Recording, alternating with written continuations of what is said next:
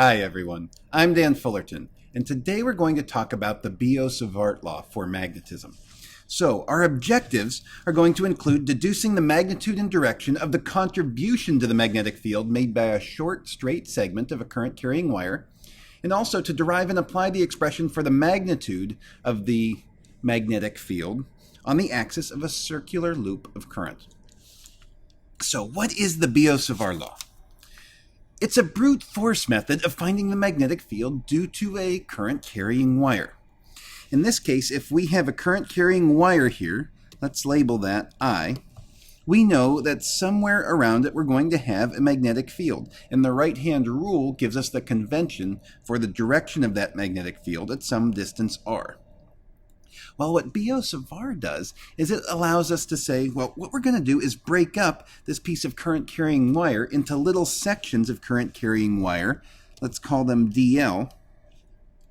And if we add up the contributions from each of these little pieces, integrate along the entire wire, we get the entire magnetic field at some point P at a distance r from that wire.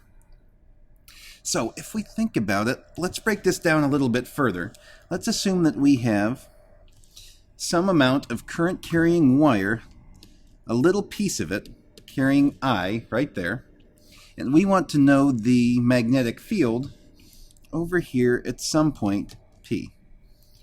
And by convention, the right-hand rule, we should be able to see that the direction of the magnetic field over here is going to be into the plane of the page. Point the thumb of your right hand in the direction of the current flow, I, and your fingers will bend in the direction of the magnetic field, which will be into the page at point P. Well, we could then also define a path from that piece of current-carrying wire to that point. We could call that R, or the unit vector in that direction, which we could just call R hat. If we do that, then the magnetic field's contribution to the magnetic field from that little section of wire dl we can find as dB, that differential of the magnetic field, is going to be equal to mu naught over 4 pi, which is about 10 to the minus 7, times the current flow I, divided by r squared, times that little bit of wire dl, and crossed with, so that we can use the right-hand rule, r hat, the unit vector in the direction from that wire to the point where we want to measure at P. Or we could also rewrite this, given that we know that r hat vector is just the r vector divided by the magnitude of r to give us the unit vector in that direction. We could write this also as the differential of the magnetic field is equal to mu naught I over 4 pi r cubed dl crossed with the r vector instead of r hat.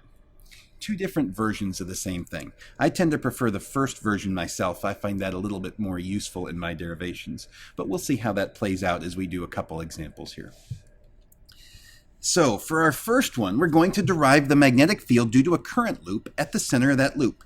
So we have current traveling in this circular path, a distance r from the center of the loop, and we want to find the magnetic field strength right in the center of that loop, along the axis.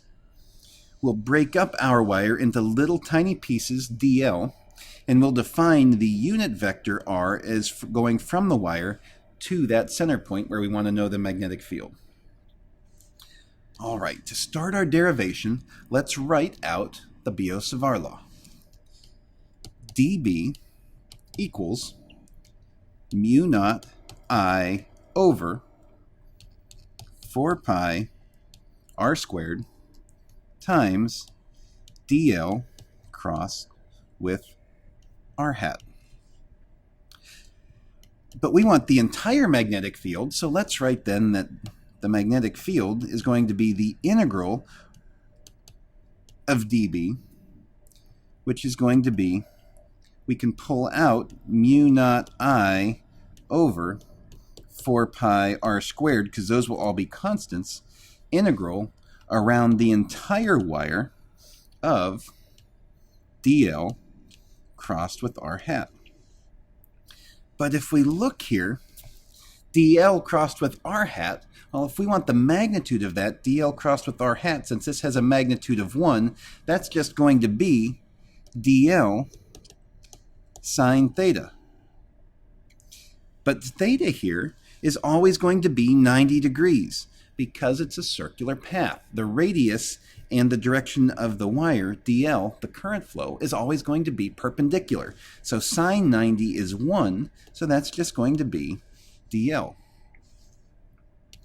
So we could then write that the magnetic field, and we'll worry about the magnitude, we'll figure out the direction by the right-hand rule, is just going to be mu naught I over 4 pi r squared integral around that entire loop of wire, and we're going to replace dl cross r with dl, as we just talked about previously. So that's going to be mu naught I over 4 pi r squared, and the integral of dl around this circular path is just going to be the circumference, or 2 pi r. So now it's just a little bit of algebra to show that the magnetic field strength is going to be mu naught I. We'll have some simplifications here. Our pi's will cancel out. We will have the 2 cancel out to leave a 2 here, and one of the r's is going to cancel out. So we'll get mu naught I divided by 2r. The magnetic field strength due to that loop of wire with current flow I in it. All right, a pretty straightforward example here. Let's try another one that's going to force us to go a little bit deeper into the math.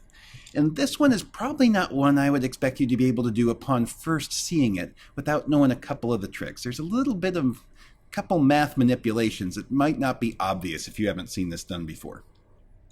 So we're going to derive the magnetic field at a point P, located at distance capital R from an infinitely long current carrying wire carrying current I using the Biot Savart law.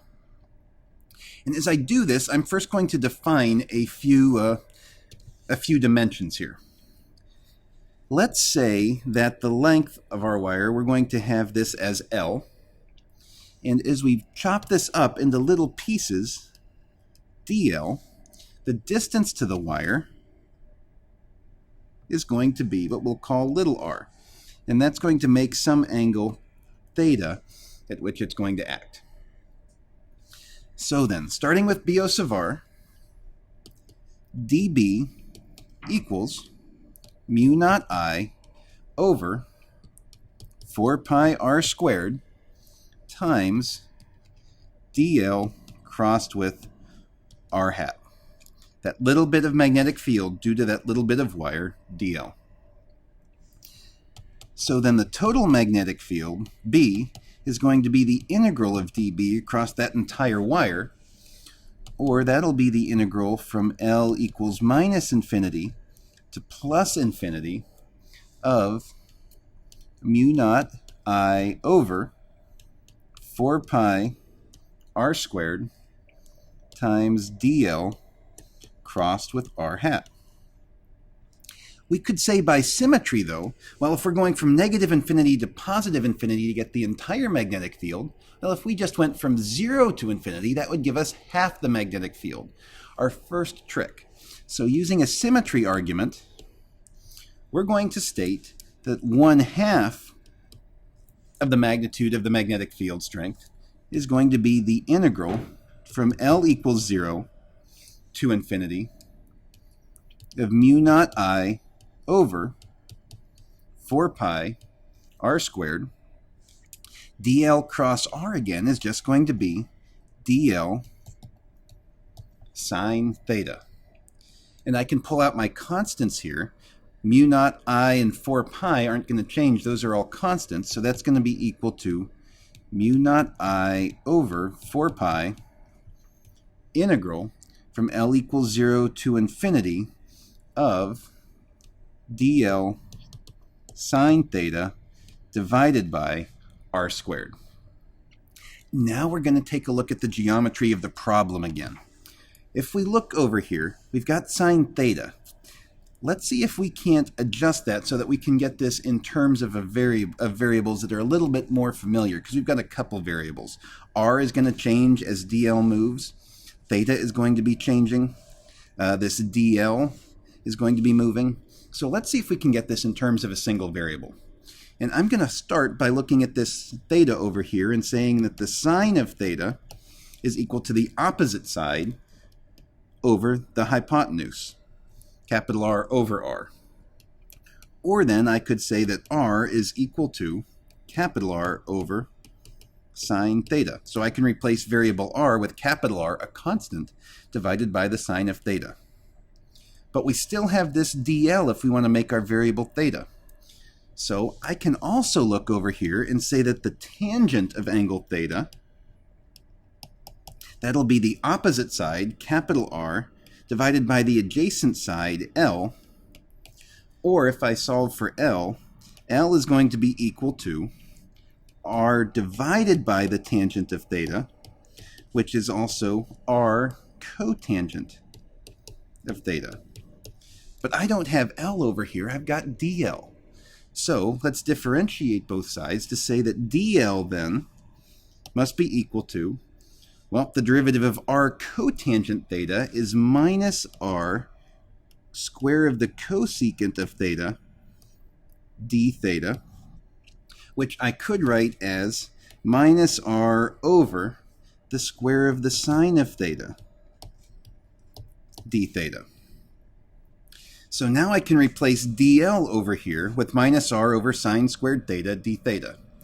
So the manipulations I'm going to make in my next step, this implies then, since little r equals capital R over the sine of theta, and dl is equal to minus R over the square of the sine of theta d theta, I can rewrite this now as 1/2 of our magnetic field strength B is equal to mu naught I over 4 pi integral, and our new variable is theta. If we were going from L equals 0 to some L equals infinity, well, that angle then for theta is going to be from theta equals pi over 2 to theta equals 0.